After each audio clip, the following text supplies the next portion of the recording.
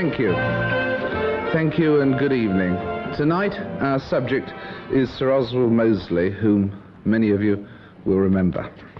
Sir Oswald, I think that there are two pictures of you. One is of the brilliant economist, the possible future Prime Minister, a man of wit and charm who's able to look ahead economically a good deal better than many of his political colleagues. All of that I could not take away from you if I wished, and I do not wish. The second is a confused picture of Mosley, the East End riots, fascism, anti-Semitism, and all of that I want to talk to you about. But first I want to begin on the economic front. What was your diagnosis of Britain's economic ills, position, solution, briefly, in 1930? Well, I think it's good to begin there, because really that is the origin of the whole trouble or the whole business. And I'm afraid it's now recurring. It is coming back. Really, the question was whether in the 30s the traditional, normal methods could deal with the unemployment problem or not. I was then a minister in the government charged with dealing with unemployment. I produced a policy within that Labour government, the Keynesian background, all his modern monetary theories, but a concrete, definite policy for dealing with unemployment.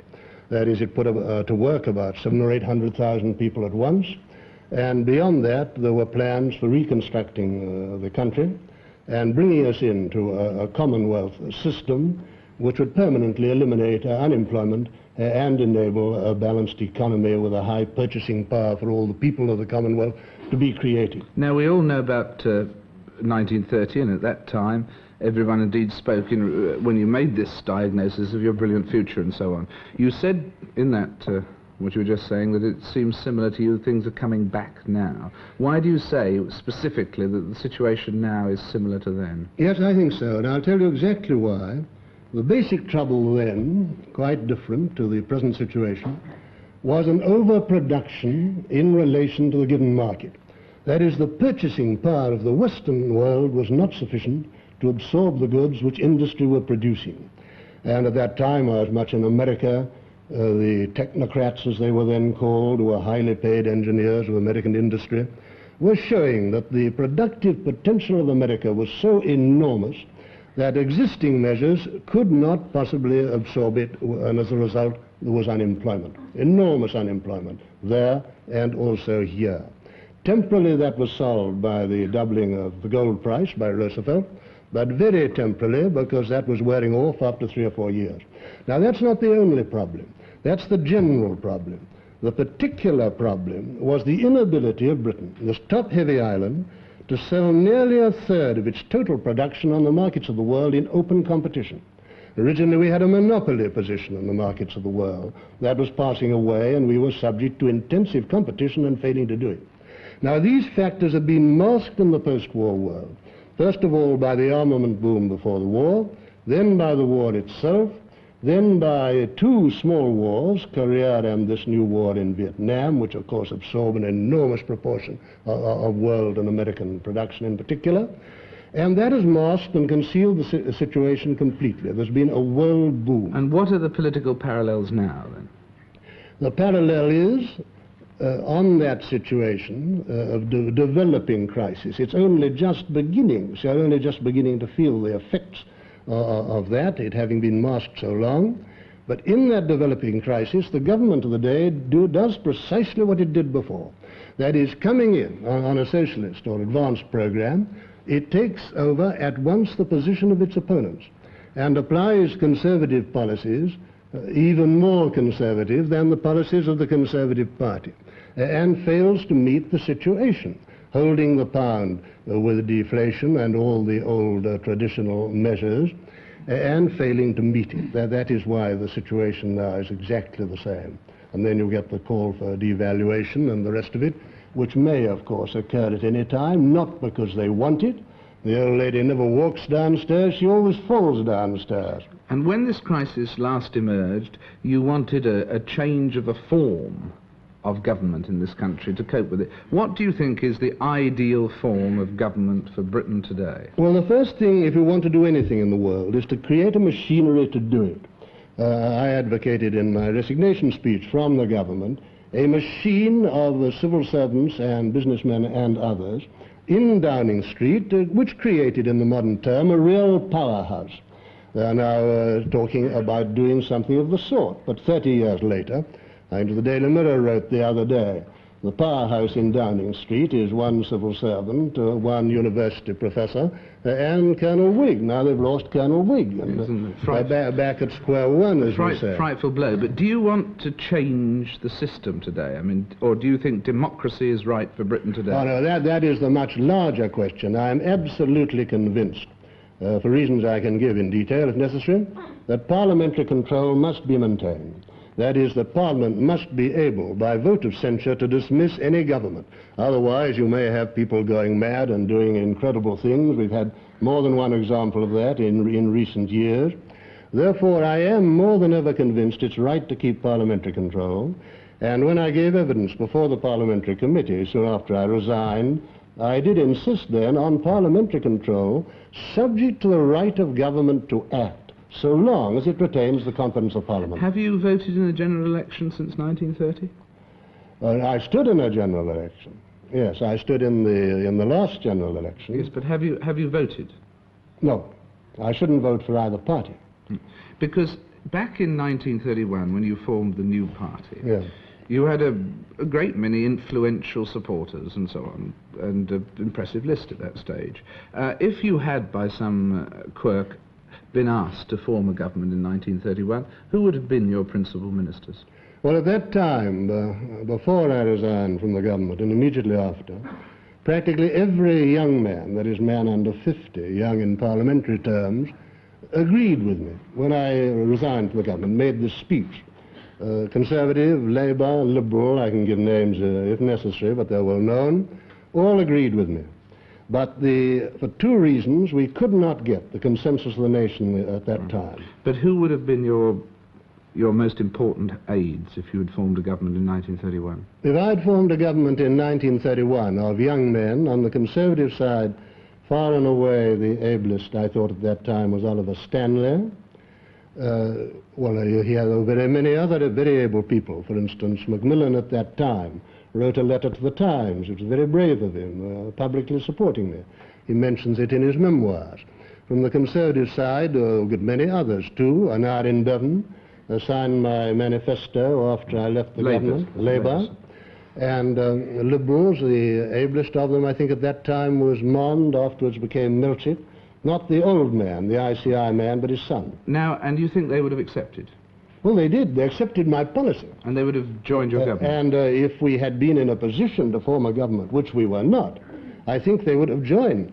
But we could not form a government because the party machines were still omnipotent. The party machines are immensely powerful in this country, and not until there's a much greater crisis than there was then will that cease to be.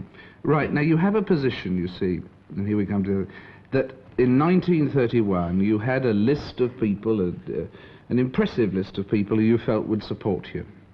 Between then and probably 1934, 1935, those people deserted your movement or deserted being associated with you. And the main reason for that was that they were all convinced that you were anti-Semitic, that you became anti-Semitic. Why was that? Why did you let that impression get about? Why were you like that? That did not occur until some time later. That was not the reason these people No, well, in the first period, there was the first period when people left because your supporters seemed to be anti-Semitic, and then the final No, I think that's a slight confusion. They left me, that is, these well-known MPs, the sort of people I've mentioned, simply because we were coming to the election of 31, the triumph of the national government. The party machines were absolutely omnipotent, and no man who stood against them had a chance of being drawn. I'm talking about the way that your influential support in general slipped away, and it slipped away, and the reason that today people, when they hear you're going to be on television or anywhere else, want to watch because they're horrified by the prospect The reason is that they are convinced, and on the evidence, I must say, I just don't understand why you did this or why you let it get about, that you were in that period, and your movement obviously was, but you were anti-Semitic. Yeah. No, well, I'll deal with that, certainly. I think it's very necessary to deal with Well, it. deal with it now, Yeah. would you? Now, 32, when we started, 1932, anti-Semitism was never mentioned. It was unknown to us. For 2 years, the subject was never mentioned. First time it was mentioned, Albert Hall, 34.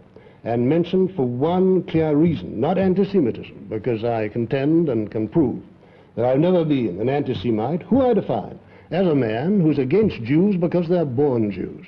I, however, had a quarrel with certain Jewish interests, not all Jews, before the war for a perfectly specific reason. I, rightly or wrongly, thought they wanted a war with Germany, another world war. And I, as an ex-serviceman... And rightly or wrongly, did you say? Rightly or wrongly... Well, did you think it rightly or wrongly? I think it's still right to say that some Jews, many Jews, for very good reasons from their point of view, wanted a war with Germany. But you were not anti-Semitic. I was not anti-Semitic. Now, and I defined it at the time. I have the evidence of it and can prove it. Yeah. Now, I mean, just enlighten for me, because this would be valuable. What is the difference between your position, I mean, and it's a tight one, and I'd like you to do it. I think 3 quotes will suffice. Between your position and anti-Semitism. The first quote was Bellevue, Manchester, where you said, "The mention of the empire makes the mob yell louder than ever. Let them destroy it if they can, these Jewish rascals. The red mob howls that we shall put them down. They are right, we shall put them down, and we shall put the nation up." Then there was this one in 34, where you said, "Behind the communist and socialist mob is the alien Jewish financier supplying the palm oil to make them yell." And in the third case, quoted again from a speech, you said, "The great and powerful were afraid when our fascist movement opened its crusade against Jewry. Up to 3 years ago, anti-Semitism was unknown as a strong force in Great Britain. Today, in any audience in Britain, the strongest passion that can be aroused is the passion against the corruption of Jewish power. It is not we who perish in the struggle." Now, what is the difference between those 3 quotes, particularly the last one, and anti-Semitism? Yeah, I'll tell you exactly. We were in a fight with the Jews, or many Jews, I won't say all. A tremendous fight. And I hit them as they were hitting me with everything I'd got. When I talk about the Jewish rascals yelling at me, they were yelling at me and attacking my meetings with razors, bludgeons, weapons of every sort. And I had to organize the Blackshirt movement in this country in order to maintain order at all. But you say all here... meetings were smashed up. Yes, I know all about that. But you say here that we started our campaign against Jewry. Up to 3 years ago, anti-Semitism was unknown as a strong force in Great Britain. Doesn't sound as though you disapprove of it very strongly. No, it was unknown until they came out, as I thought, and as I still think, for good reasons from their point of view, to provoke a world war. I wanted to stop the war, they wanted to have the war. And we had a head-on collision. I fought many men in the past about various things whom I don't fight today. The folly is to continue a fight when the reason for the fight is over. Yes, I but have why no did quarrel with them for being Jews. That's why I'm not an anti-Semite. But why in that case did you condone all the violence that was practiced by your supporters in the 30s against Jews, going down into the East End? Now, wait a moment. Let's look at that very closely. What meetings of other people were ever broken up by our people? It was our meetings were attacked. I'd had the largest meeting... But you went down and held meetings in Jewish areas in the East End. You marched through Jewish areas. No. Provocation. That's been stated again and again and is quite untrue. Anybody... All right, I challenge. I challenge. Can you turn a camp... all day, and it was 200,000 East Londoners that stopped you marching through all day. Why march through? The dockers, the clothing workers, the shop assistants stopped you, and even the biggest police force they could muster couldn't push you through. Why did they have to beat bring you in then, the Public as Order we'll beat you again, and we beat your friend Adolf Hitler.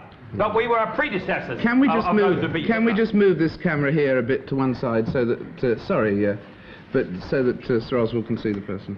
Why was they bringing in the public elsewhere? Right, just the gentleman finishing I the was front. making the point. Mosley at the moment tries to present himself as sweet and reasonable. He's not anti-Semitic. Here's a picture of him in 1962 with the leader of the neo-Nazi party in Germany, rapidly calling for a redivision of frontiers, the leader of the Belgian fascists, the leader of the Italian fascists, and a face, this was published in your fascist paper, that's blacked out or whited out. There it is. Who is this mystery man that you weren't prepared to show in your own paper? A war criminal? You are now busy going around Europe trying to rebuild your crooked cross international. You failed once, but you hope that the revival of German Nazis in Western Germany, the old gang coming out of their holes again, will give you another opportunity, even though you're an old, decaying element in this country. Just a moment, let's... And there's a picture of him. Yeah, okay. Sweet and reasonable, look at it. Look at it. Yeah, trying to preach to the people of East London. Yeah, just a minute, let him answer. Well, now, you've had your speech. Can I say a few words in reply? Now, it's divided into two parts, your question. First of all, you say I'm in alliance with anti-Semitic elements in Europe. And secondly, you say I held provocative or bullying marches through East London. I'll answer the first point first. None of the men in that photograph are anti-Semites or ever have been. None of them. None of those parties. None of them. They've all specifically disclaimed it. Every single one of the men in that picture have declared against anti-Semitism, and what you say is completely untrue. Now I will take... Hitler was an anti-Semite, but you were his ally. No, I was not his ally, and I'll deal with that. No, I was not. You never said one word about the murder. Now you see why we had to... Now you see how we had to fight for free speech.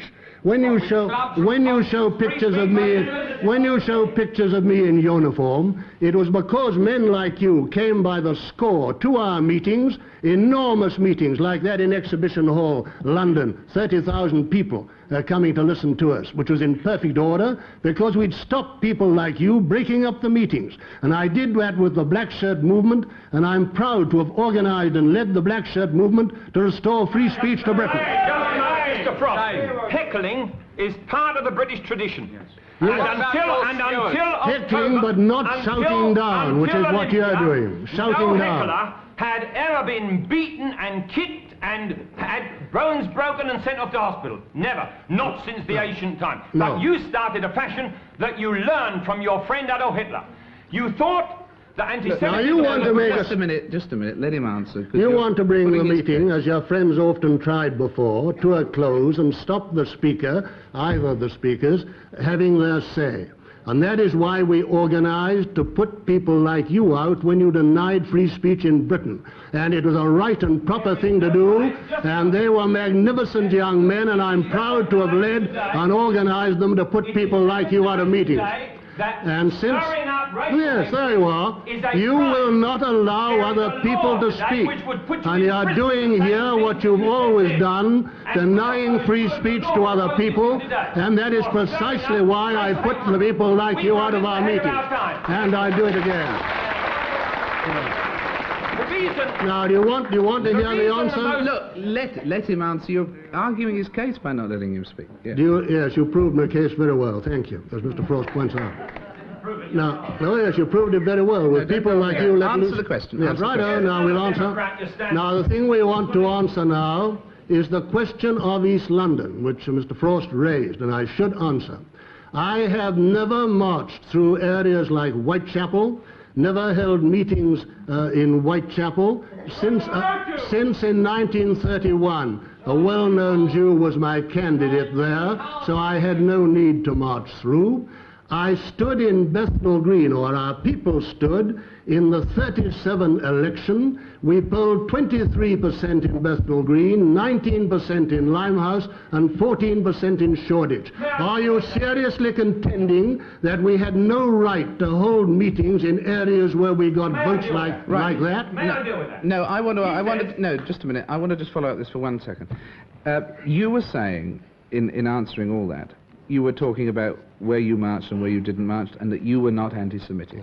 And I must say, I'm not convinced on that point. However, let us talk also, in addition to non-convincing there, on the subject of your supporters. There is no doubt, there is no possibility of your denying the fact that people who said they were supporters of yours engaged in vicious, provocative acts against Jewish people in the London area. Did you ever dissociate yourself from that sort of conduct? Not only did you dissociate yourself? Yes. When? Not only did When? I, by expelling them from our movement. All of them? Anybody we found doing that was expelled at once, because it was not allowed to, for one thing, yes, he was expelled from our movement. I threw him out, thank you very much, I threw him out 3 years before the war, for that reason among others.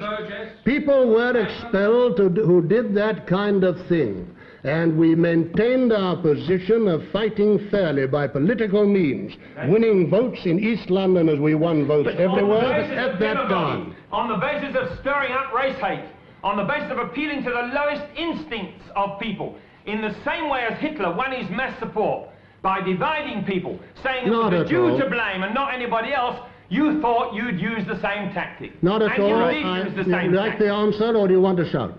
Yes, I'd like to deal with the point shall have the answer. Been stated. I fought some... Please be quiet. I fought some Jews because I thought, and I still think, they were trying to make a war with Germany. And yes, in the 1930s they were doing it, from 1934 till the end. And they came out in high... Well, that man is proving my case up to the hilt. That's the sort of thing we'd have had the whole time. Never a word of reason or argument heard, like I'm trying to have with Mr. Frost, because people like that are imported to make free speech impossible. He's proving my case up to the hilt. Now, as far as I and Hitler go, the answer is this. I declared in a speech in 1934, which I think was one of the speeches from which quotations have been made, that we could never have any racial policy in Great Britain because we were running a multiracial empire. The German problem was completely different. The Germans were anti-Semites and I was not.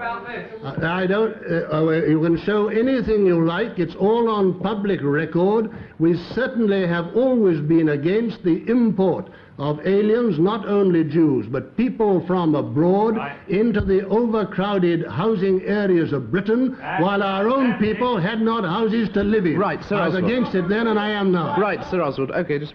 Now, in all of this, you've been going on about all of this, and you've been dealing with the various points that have come up. But now, you are saying absolutely definitely that anybody who was guilty of anti-Semitism was expelled from your party and so on. How can you possibly say that as if you expect people to believe it when everybody who watched the events of the 30s, whoever you talk to, knows and associates your party totally with racial hatred and anti-Semitism? Either what you're saying is not true, or you were the most ineffectual, put upon, unable to impose his leadership on a party leader that has ever been seen. Let me answer. That's a quite false dilemma. We were in a fight. I should not expel every man who was fighting with Jews in the street, particularly if they attacked us with razors and other weapons. We were in a fight. That's why we wore uniform, in order to deal with men like this who broke up our meetings by organized violence. And of course I would not expel Blackshirts who fought Jews in the street when they were attacked by Jews. What I would expel is a man who went around saying that we should deal with all Jews in a horrible fashion, ill-treat them or bully them. Not at all. We were fighting Jews for one reason, to stop a war with Germany. As an ex-serviceman of the First War in air and trenches, I was determined to stop another war if I possibly could. May I deal with this? Just a minute. All right. May I deal with this point? Let's let someone else speak. Gentleman to the third row. You say you were never anti-Semitic except to Jews individually. What did you think of von Streicher, who was the most rabid anti-Semite in the history of the world? Schleicher. Streicher. Yeah. Well, not only he, but the whole German party was anti-Semitic. That is, they condemned Jews because they were born Jews. Right. Now, Streicher sent you a telegram. No, that's not proved. I've had that before. I have absolutely no recollection of it.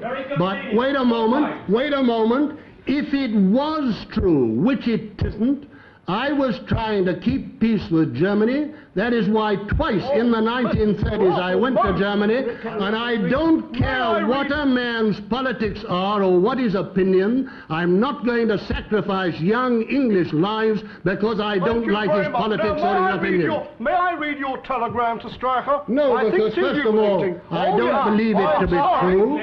You can read it if you like, I don't care. But it is not a true telegram, and if it was, I wouldn't mind. The telegram reads, I greatly esteem your message in the midst of our hard struggle. The forces of Jewish corruption must be overcome in all great countries before the future of Europe can be made secure in justice and peace. Our struggle is hard, but our victory is certain. And the Manchester Guardian and the German paper printed this telegram, and you never at the time denied it, Sir Oswald. Well, would you like to have the answer? Would you like to have...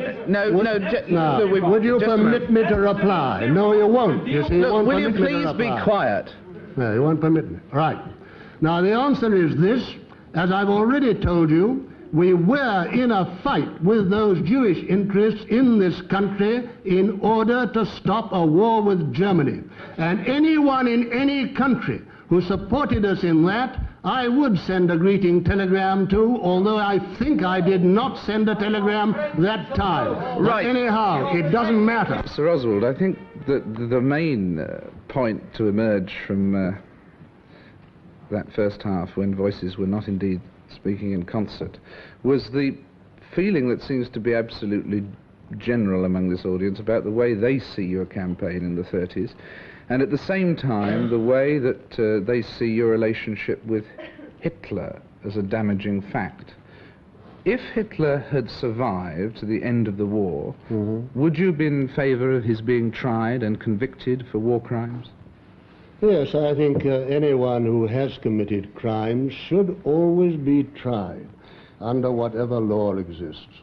And would you have thought that he would have been and should have been found guilty? I have said again and again that the murder of the Jews in the concentration camps was an outrageous and vile crime. I've said that again and again. When did you first say that? Oh, ever since the war, the moment I was convinced that it had happened. When we... Just a minute, please. Quite untrue. When did you first admit this fact about the Jews in the concentration camps? Very soon after the war, I think when the Nuremberg trials had taken place, when the evidence was clear. Quite frankly, when I first saw it, I did not believe it. I then not only saw the results of Nuremberg, but I saw German friends. And while I don't think nearly so many were killed as were supposed to be killed, that doesn't matter. That doesn't matter. Because any crime, the murder of any defenseless prisoner, is a crime. And everybody must detest it, particularly professional soldiers. I was brought up as one, must despise and detest the crime of killing defenseless prisoners. Yes, but I mean, the thing is that, and not just prisoners, but the Jews in general, but I mean, as late as 1947, you were telling press conferences you were against the Nuremberg trials and you didn't believe it. So it clearly wasn't as soon after the war as you say. But clearly, you were backing... Can I deal with that, the Nuremberg trials? I am against people being judge, jury, and prosecuting counsel in their own cause. You ought to have an impartial tribunal, and everyone on each side who's committed crimes ought to be tried. What about the people who dropped a bomb on Hiroshima when the war was over? Is that not a crime? Is all crime to be one-sided? Is morality a one-way street? Where are we getting in all this humbug and nonsense? But I don't think, actually, that, you know, Nuremberg trials can be described as humbug and nonsense. They seem to be dealing with a fairly serious subject. Humbug and nonsense if it's one-sided. But it wasn't one-sided. You're saying now that you, in fact, in the 30s, backed and imitated a man who turned out to be a monster. No, imitation is completely untrue. All right, well, let's just take a look at this piece of film. Can we see this piece of film? Can I answer that point? Well, you can just watch the film first. Right.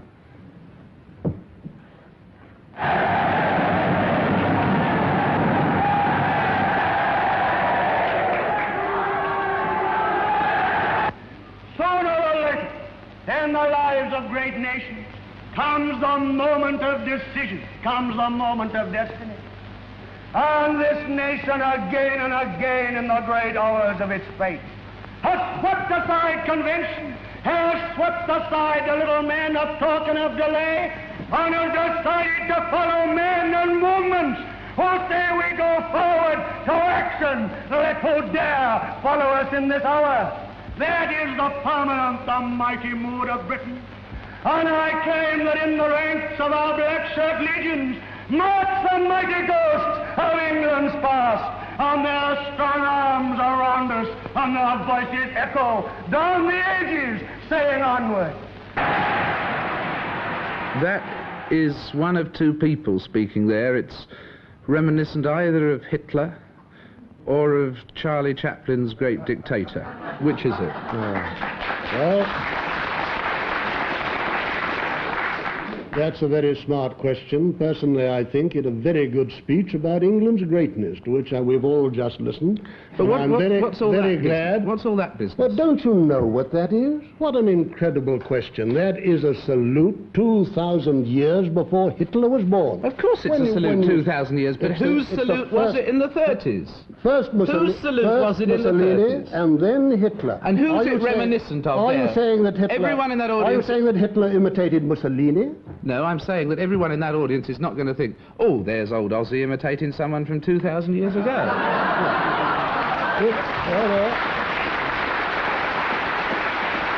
Anyhow, that was the origin. And I think a good many people in England have enough historical sense to know why all the movements of Renaissance in Europe adopted the European salute, which wasn't adopted by Hitler, Mussolini, or anybody else, but was taken over by us all because it was an European salute. And because we were fighting against people who gave the clenched fist salute. And it was an answer to that, an answer to the Communist International, the results of which you've seen recently in the support of the old parties for people like Philby, McLean, and the rest of it. And that's what we were fighting, and giving the salute of European manhood, and I'm proud of it. In other words, that's fine words, and we can all take them at their face value. In other words, would you say that the wrong side won the war? No, certainly not. I'm from my country, and offered to fight for my own country as I'd done before. You people come along now and talk as if we'd never fought for Britain. I fought for Britain in the air, and I fought for Britain in the trenches. And I offered to fight in the last war, the moment the life of Britain was at stake. But I claimed the liberty. I claimed the liberty to persuade the British people by my voice, if I could, to make peace. I claimed that liberty, and it was denied me by putting me in jail to stop me making speeches. And on balance, would you say that Hitler was better, or would have not been better if Hitler had ever existed? No, certainly better that he should not ever have existed, because his existence led to 25 million Europeans being killed. And if I had my way, those 25 million would be alive today, including 6 million Jews who never would have been killed if there hadn't been a war. They made the greatest mistake they ever made when they produced that war. And who was most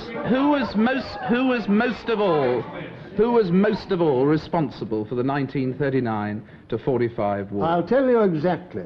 Hitler began it by driving east, and he would undoubtedly have destroyed communist Russia in so doing. We intervened and declared war to prevent him doing it. And the result is that Britain today is tossed to and fro between America and Russia. We've lost the empire, we've lost our position, and we had 25 million Europeans killed. And I'm prouder than anything in my life of having done my utmost to stop that suicidal war which has destroyed Great Britain. And you would in fact feel, you said in 39, so you said those incredible words in 1939. Tell me what they were.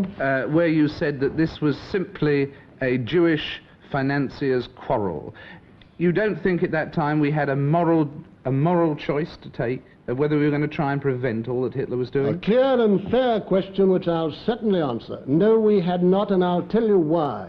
When Mr. Gladstone wanted to have a war with Turkey in order to stop the Armenians being badly treated, the leader of the opposition, Mr. Disraeli, a Jew, opposed him with success. And that's traditional British policy. If we run around the world fighting wars for anyone who's having a bad time anywhere, you'll never have peace in the rest of your time. Right. And you'll have world death because now you'll fight with nuclear weapons. Now let's come to the crunch point. Please. We started at the beginning with the story of a man who was in 1930 promising, who could have been a future Prime Minister, who made a gigantic miscalculation in 1931 in thinking he could form his own party and carry the country with him, who then, in order to somehow give the fuel for that movement, allowed it to become the vehicle, let's be very, very euphemistic about it, the vehicle for a great deal of racial hatred and anti-Semitism. That kept the movement going. It wouldn't have kept going, but it destroyed it. Now, why, a man as promising and as intelligent as you,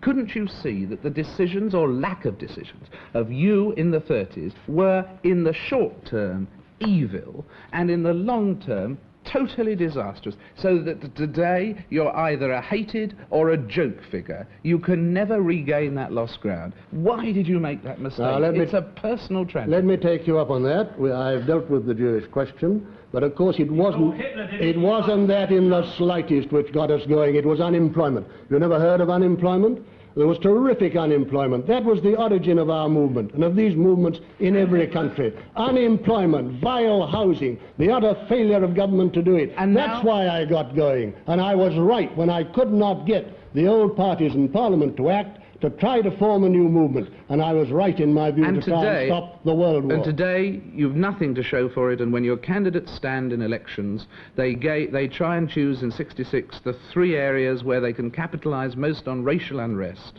And they end up with an average of just over 3% of the votes. There's nothing left to show for your movement. What went wrong? That, again, is quite untrue. There is no racial problem where I stood, whatever. Well, absolutely none. 3%. All right. No, just a minute. Answer the question. 4.8%, yes, not 3%. No, 4.8. Just a minute. You 4.8. Just a minute, please. Just a minute. 4.8%. A colleague of yours 4.6%, and another 2.9%. We average 3.7. We average 3.7. That's what I said. And if you must talk so much about Hitler, who doesn't interest me very much, we polled just about double what he did 5 years before he got power. So don't be too cocky about that. And do you think one day you may still get power? Well, there are 2 ways of getting power. One is by on the people from yes. Now we're getting to the point, which of course you want us to miss. Now, there are 2 ways of getting power. One is by a consensus of the people, of the nation, an agreement of everything vital in the country coming together, which I strove for before and believe we can now possibly attain in the coming crisis. The other way is to build up a grassroots movement of the people, but never do it until the first method has failed. In life, always try to do things gently and only get tough when you have to get tough. All right, and with Sir Oswald Mosley's message, in life, always try to do things gently, we'll say good night.